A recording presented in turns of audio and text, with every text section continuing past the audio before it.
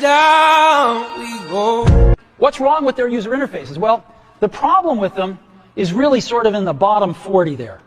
It's this stuff right here. They all have these keyboards that are there whether you need them or not to be there.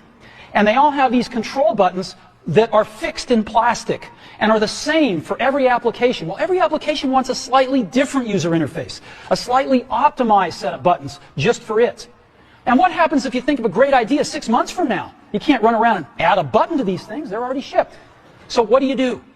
It doesn't work because the buttons and the controls can't change. They can't change for each application, and they can't change down the road if you think of another great idea you want to add to this product.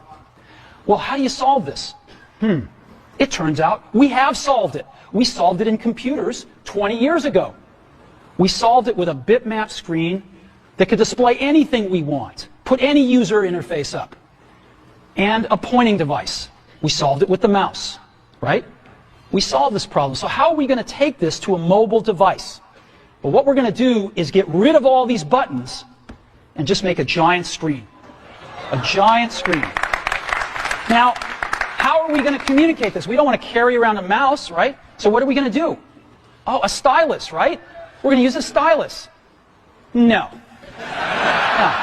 Who wants a stylus? You have to get them and put them away and you lose them. Yuck. Nobody wants a stylus. So let's not use a stylus. We're going to use the best pointing device in the world. We're going to use a pointing device that we're all born with. We're born with 10 of them. We're going to use our fingers.